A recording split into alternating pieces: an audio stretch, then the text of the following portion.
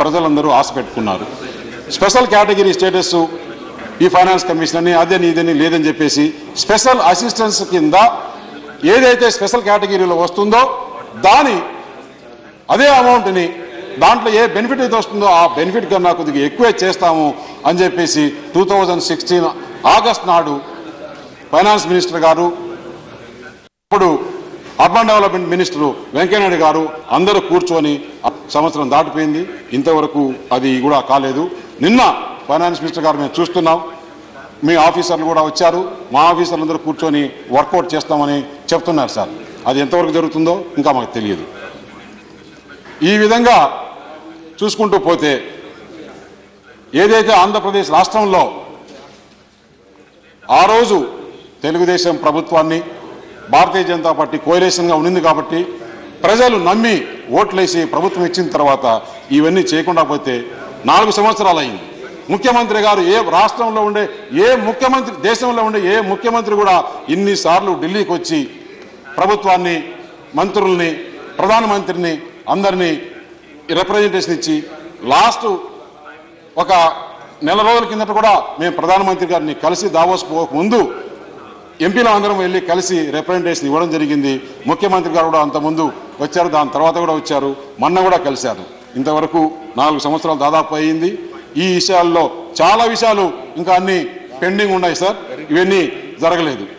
నేను ముఖ్యంగా చెప్పేది ఏంటంటే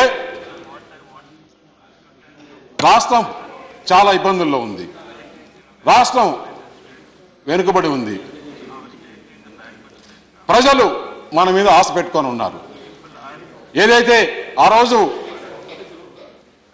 ఇదే మన ప్రధానమంత్రి గారు తిరుపతిలో మాట్లాడుతూ అందరూ జలసీ పడే విధంగా ఆంధ్రప్రదేశ్ క్యాపిటల్ నిర్మించుకుంటాం, నేనున్నాను, మీకేమి ఇబ్బంది పడాల్సిన అవసరం లేదు అని చెప్పడం జరిగింది.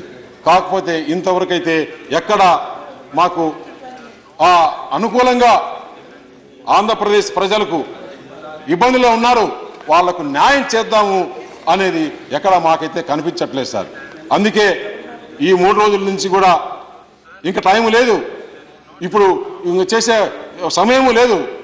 ఈ బడ్జెట్లో కూడా మాకు ఎక్కడ న్యాయం కాలేదు, ఇప్పుడు చేయకుండా పోతే ఇంకా సమయం లేదు అని ఈ హౌస్లో కానీ హౌస్లో కానీ బయట కానీ మేము కూడా ప్రొటెస్ట్ చేయాల్సింది దానికి నిజంగా చింతిస్తున్నాం. కాకపోతే ఈ తెలుగు ప్రజలకు ఏదైతే అవమానం జరుగుతుందో నిజంగా ఒక్కసారి హిస్టరీ చూస్తే సార్, తెలుగు ప్రజలు ఒక్కసారి ఇంతకుముందే పోయిన ఎలక్షన్స్లో తెలుగు ప్రజలను అవమానపరిస్తే ఏమి జరిగిందో చూసాం ఎక్కడే కానీ.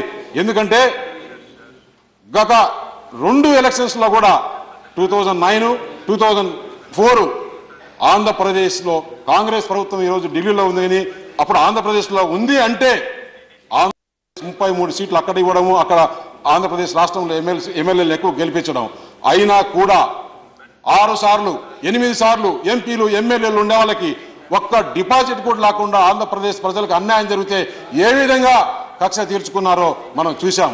ఆ పరిస్థితి మళ్ళీ ఈరోజు తెచ్చుకోకూడదు అనే ఉద్దేశంతో ఇన్ని రోజులు ఓపిక పెట్టాం. ఈ రోజు నుంచి ఇంకా ఓపిక పట్టే పరిస్థితి లేదు. ఇవన్నీ జరిగేంత వరకు మేము పోరాడాల్సిందే. ఈరోజు రేపు ఏదో ఒకటి దీనిపైన నిర్ణయం తీసుకొని చేయాల్సింది సార్. ఒక్కొక్క పాయింట్కు వస్తే స్పెషల్ కేటగిరీ స్టేటస్ బదులు ఆ రోజు ఫైనాన్షియల్ అసిస్టెన్స్ అన్నారు, అది ఏమవుతుందో అది వచ్చి రావాల్సిందే. అంతవరకు ఆంధ్ర ప్రజలకు మనం న్యాయం చేసిన వాళ్ళం కాదు సార్. అలాగే ఏదైతే డెఫిసిట్ బడ్జెట్ ఉందో ఆ బడ్జెట్ కూడా వచ్చి తీరాల్సిందే. తెలుగు ప్రజలు ఇంకా ఓపిక